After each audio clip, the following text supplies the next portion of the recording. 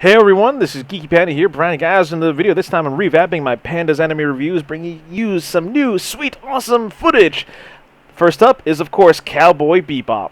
You know what they say, Cowboy. Easy come, easy go. Look at my eyes, Faye. I'm just watching a bad dream I never wake up from.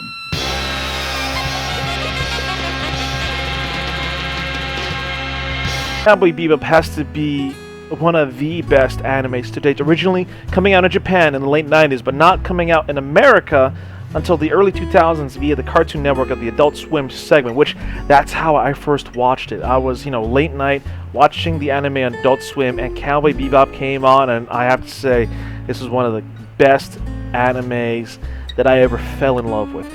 Now, overall, the anime itself is a neo-noir space western. It's, set in the future of 2071, and there is tons of stuff going for it. But first off, foremost, the story.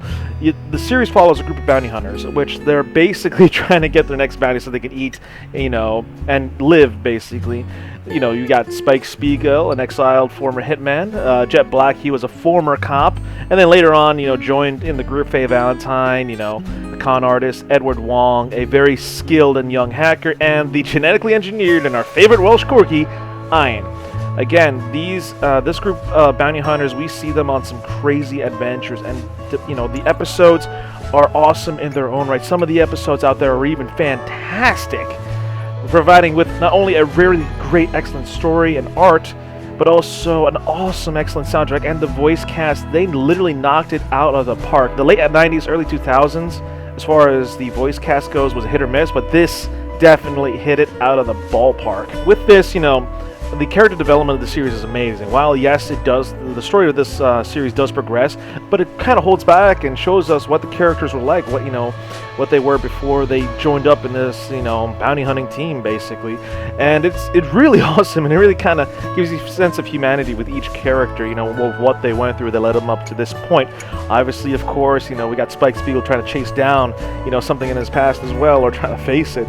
But, again, we are literally riding to the edge of our seats right up until the very end. Like, again, this is a really damn good anime.